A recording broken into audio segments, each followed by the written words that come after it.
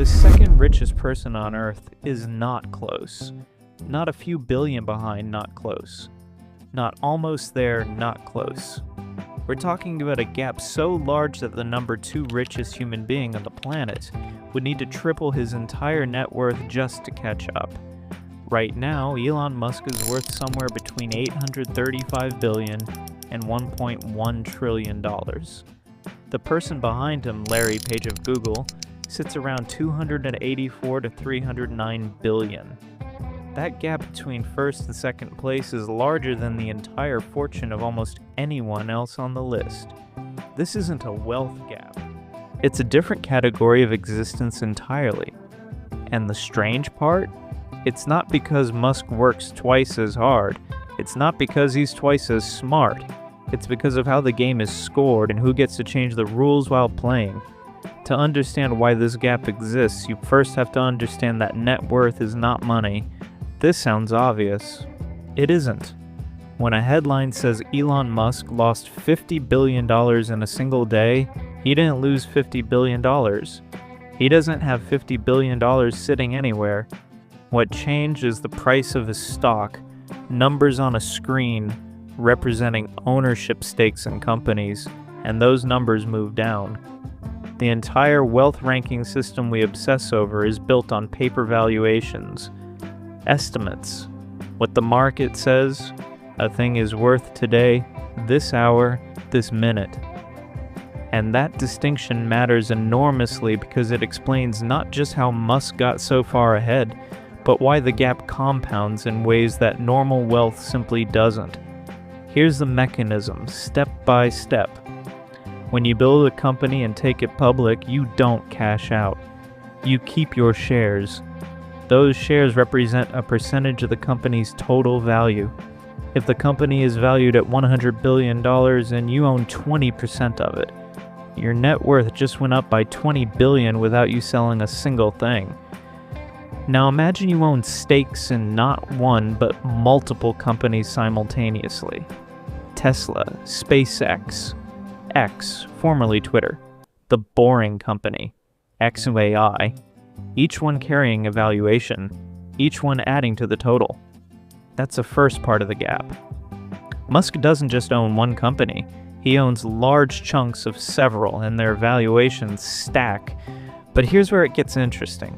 The companies don't grow linearly, they grow exponentially, or they're expected to. Markets don't price what a company is worth today. They price what investors believe it will be worth in the future. Except that Tesla wasn't valued at $1 trillion because it was selling that many cars. It was valued there because investors believed it would dominate the entire automotive and energy sector. So Musk's wealth isn't just the sum of what his companies earn. It's a multiplier of what people believe his companies will one day earn. Expectations, stacked on expectations.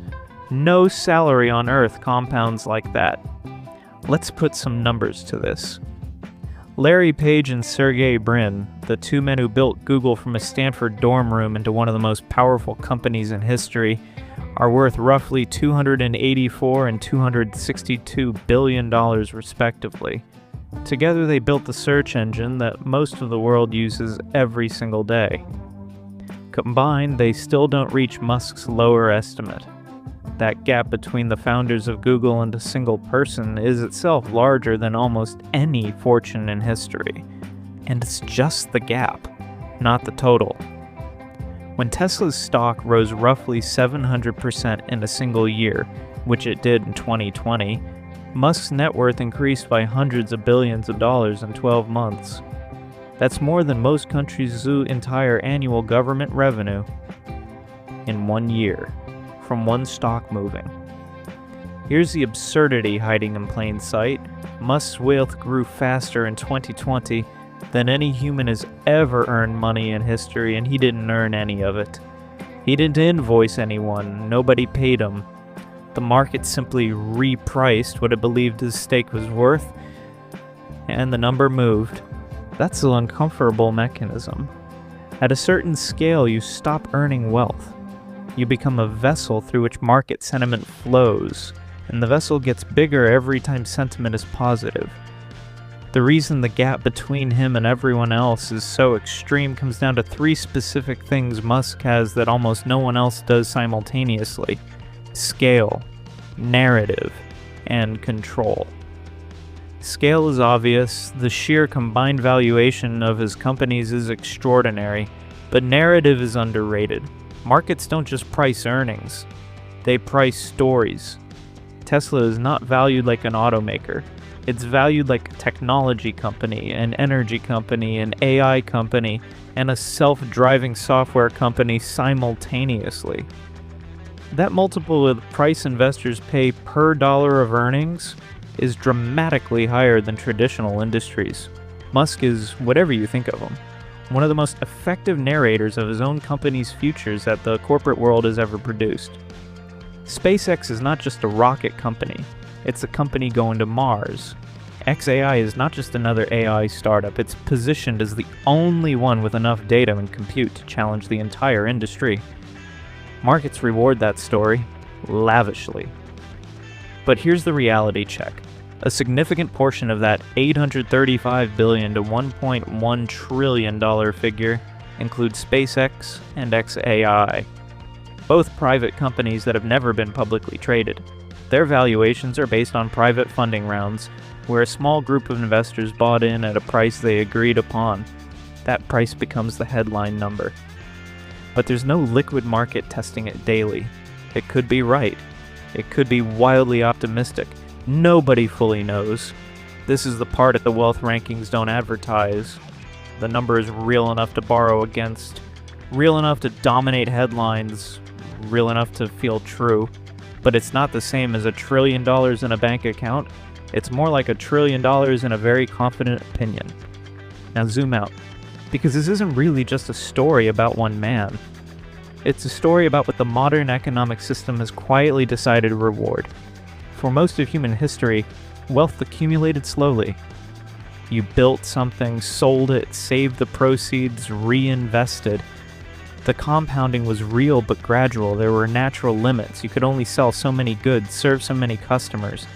The invention of publicly traded equity, and then global markets, and then the internet, and then the ability to scale software or platforms to billions of users at near zero marginal cost. Each of those steps removed a ceiling. And what we're seeing with Musk's wealth gap isn't an anomaly. It's a system working at full resolution. When you can own a meaningful stake in companies that can scale infinitely, and when markets can reprice those stakes in milliseconds, and when the narrative around those companies is strong enough to sustain extreme valuations, the math produces numbers that look almost fictional. The gap between Musk and number 2 isn't a product of individual genius alone. It's a product of what the financial architecture of the 21st century makes possible, when a single person happens to be at the center of multiple large bets that all went up at once. The scary part isn't the number. The scary part is that the conditions that created it are still in place, and still accelerating. So why is there such a large gap between Elon Musk and every other rich person on the planet? Because he owns large stakes in multiple companies simultaneously. Because markets price future expectations, not current earnings. Because the narrative around his companies commands valuation multiples that most industries never see. And because at a certain scale, wealth stops being something you accumulate and starts being something that accumulates itself. Larry Page and Sergey Brin built Google. Bernard Arnault built the world's largest luxury empire. Jeff Bezos built the infrastructure of modern commerce. All of them are worth hundreds of billions. None of them are close. But here's the question worth sitting with. If one person can pull this far ahead, not through theft, not through inheritance, but through the illegal mechanics of how modern markets work, what does that tell us about the system itself? Is this the natural outcome of rewarding innovation at scale? Or is it evidence that the scoring system has quietly been optimized for a kind of accumulation that no democratic society ever explicitly voted for? The gap keeps widening. The rules haven't changed. And nobody seems entirely sure whether that's a feature or a warning.